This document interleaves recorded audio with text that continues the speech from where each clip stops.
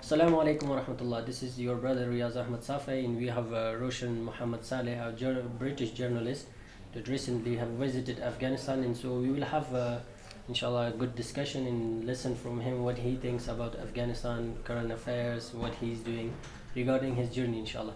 Brother, welcome you to Afghanistan. Assalamu alaikum. Thank you very much. Wa alaikum salam. If you just let us know regarding your background, what you're doing, inshallah, Yeah. regarding the journey. Well, I've been a journalist for about 23 years now, I think, and I've worked for. I started working out as working in local newspapers in the UK, and then I worked for bigger organisations. For mainstream British organisations like Sky, BBC, and ITV, and Granada, and then I went to work for Al Jazeera and in Doha for several years, and then I came back to the UK and I worked for small Islamic organisations, bigger organisations, but for the past kind of 8 years I've been running my own British Muslim news website called Five Pillars, and we focus mainly on Muslims in the United Kingdom, but also we focus on the wider Ummah as well. So it's a current affairs news website and social media platform. Okay, that's good. I think I've followed your social media channels as well, that they are talking regarding the Ummah current affairs. So how do you find Afghanistan? Is it your first visit, or you have been I've been to many Muslim. I've been to about 25 different Muslim countries, but this is my first time in Afghanistan. Alhamdulillah, I mean, I feel very lucky to be here, and very privileged and honored to be here. I never thought I'd make it to Afghanistan, but by Allah's permission, I'm here. And it wasn't easy to get here. I had to arrange it through the Ministry of Foreign Affairs here. I didn't know anybody at all in Afghanistan.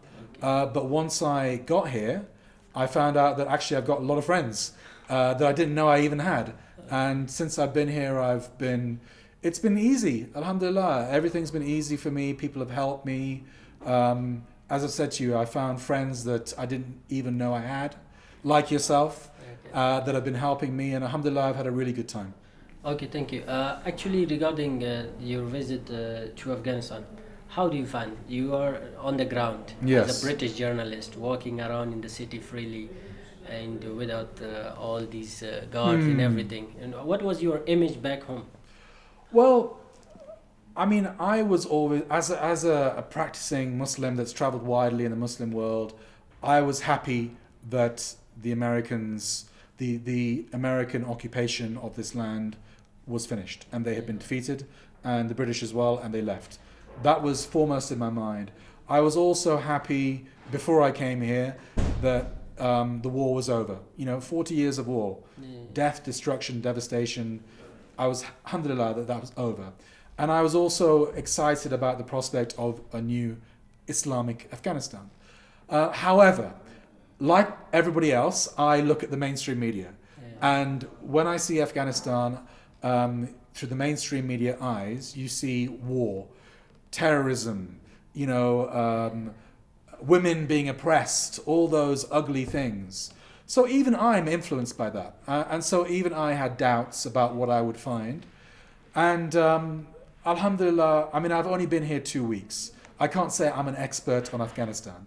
I'm here to listen, to learn, and to, kind of absorb information. And the majority of those two weeks I've been in Kabul. So Kabul is not Afghanistan, it's the capital. And I made one trip, alhamdulillah, to Jalalabad. So I can't make any sweeping conclusions like I'm an expert on Afghanistan. But what I have found is that, generally speaking, alhamdulillah, we have peace and security generally in this country, with the exception of a few Daesh terrorist attacks. We have invaders and occupiers. No country can develop when it's under occupation. This is an artificial construct. Even if money was coming into Kabul, it was never going to last. And no nation can be occupied and invaded for long periods of time. So alhamdulillah, the invaders have been defeated and they have been kicked out of this country. And alhamdulillah, I don't think that this is the same Taliban as the Taliban of the 1990s. Right. They have a different attitude to even things like imposing Sharia law. Obviously, they want to impose it, and as Muslims, they have the right to impose it. But I think they're going about it in a gentle manner compared to the 1990s. They are not going to let this country be a base for Al Qaeda or ISIS to attack other countries.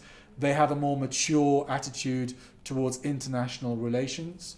So these are my general impressions. Of course, there are problems. There are big problems, especially the financial problem here. Yeah. You know, and people aren't getting paid. The new government doesn't have money to pay people. So there are millions of people that are going months without salaries. There is food insecurity. Winter is approaching. You know, millions are on the verge of starvation or food insecurity. This is according to the World Food Programme. There are millions of people who want to leave this country because they see no future. So these are huge problems. So I'm not saying everything is wonderful, but at the same time, I think the mainstream media gives a false impression because ultimately that mainstream media, they represent defeated nations. They represented occupying nations. And for the last 20 years, they have made the case for occupation and war in this country. Okay? So of course they're going to try to demonize the Islamic Emirate because they feel bitter that they have been kicked out. So they want to punish Afghanistan. And America is enacting a campaign of economic terrorism on this country by imposing sanctions, by freezing Afghan assets, by preventing other countries from recognizing the new Islamic Emirate. So it's a mixed picture, and I think that's what we should be telling the world, not this black and white image, you know, of good and bad. Okay, that's good. How do you found Afghans? In cities, I think you have interviewed with many individuals.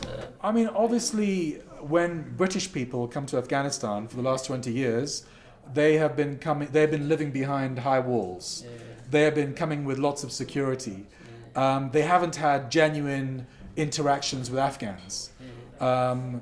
Whereas I think I have, you know, because I've been going around with a translator and somebody who's been arranging interviews, both local Afghans, and we've been going into markets, we've been going into masjids, we've been walking around freely interviewing people, not arranging prior, you know, interviews with them. So there have been genuine interactions. Alhamdulillah, you know, people have been very warm and welcoming. I think mainly I can say that they've been giving me truthful interviews. Of course, there is always a tendency when one government has changed to another government, people are a little bit nervous, they're a little bit scared, maybe they don't want to criticize the authorities too much. But despite that, people have been telling me the truth. They've been giving me a mixed picture of the situation in Afghanistan. And other than that, you know, people have been, I mean, you know, even simple things, I'll be honest. People have been giving me things for free. I mean, I feel guilty. I want to pay people. You know, I haven't come here to freeload, you know. I've you know, if someone does a job for me, I want to pay that person because there's dignity in work, you know. But people have been kind of insisting that I don't pay for things and been taking me here, there and everywhere. So I've had a lovely experience over the last 2 weeks, and I've found Afghans to be very hospitable, alhamdulillah. Okay. Jazakallah khair, brother. War has its own effects as well, because these people that have suffered from last 40 years, they have lost everything. So still they are trying to at least stand up on their own feet. What's your message to the British Muslims? Like in current situations that Afghans are facing, what other Muslims countries should do in this type of situation? I think ultimately it's up to nation states to recognize Afghanistan because they can unlock billions of dollars in funds, whereas individual Muslims, they can't do as much as that. However, ordinary people, and especially Muslims in the West, you know, we have been blessed with a certain financial security that maybe Muslims in the Muslim world do not have. We can also make a difference. And I think it's our duty to make sure that the new Islamic Afghanistan succeeds and to support Afghanistan however we can. It could be something as simple as giving to charity. It could be visiting this country. At the moment it's a bit difficult because there's not so many commercial flights. Traveling around the country with the checkpoints is a little bit difficult, but in the future, come and visit this country. It's a beautiful country. It's a magnificent tourist destination. So give money to locals as a tourist. Also invest in this country. Maybe, a lot of business today is done over the internet. You can hire local Afghans. You don't just have to give them aid and charity. Employ them, because there is dignity in work. And they need to have pride as well, that they're not just receiving handouts, but they're actually doing work and getting paid for that work. So I'm still thinking about it in my mind about how practically British Muslims in particular can help Afghans. But what I know is that there are several... If you're a Muslim, you want Islam to be implemented in society as much as possible. And you want Islamic countries to succeed and develop. So several times in the past there have been Muslim countries which unfortunately have failed. They've tried to introduce Islam into society, but they've failed because maybe the Ummah hasn't supported them. Western countries have attacked them. Let's not make that happen to the new Afghanistan again.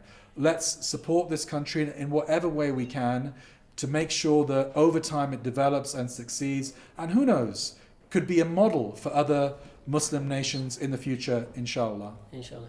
Jazakallah khair, brother. The last question, so we will not take your time again. Last question, what's your message to the Afghans? That they are here and those who are outside? It's so difficult to say. I mean, I think Afghans outside the country, I see a lot of social media activity where Afghans outside the country are criticizing the new Afghanistan. I think that's disgraceful. Maybe I shouldn't speak because I'm not an Afghan, but looking from the outside as a Muslim who still cares about Muslim countries, what do you want? Do you want the Americans back again? The Americans who inflicted death and destruction and devastation on this country, and you want them back again just because they gave certain collaborators in this country some money, but that is not the way you run a country. You run a country as an independent sovereign nation which survives on its own 2 feet and doesn't rely on anybody to give it handouts, because obviously those handouts come with strings attached.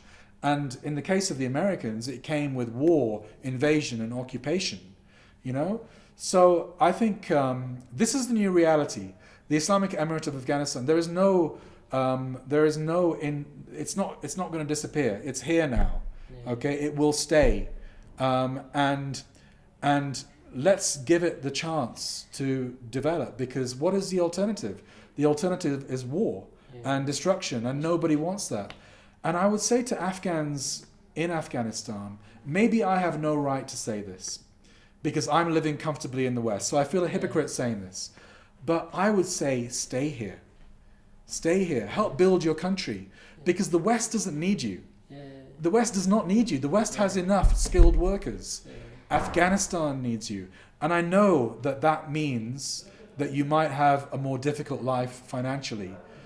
But if you leave with all your skills and all your education, then what is going to happen to your country? It's going to spiral downhill. Afghanistan needs skilled workers to build this nation up again.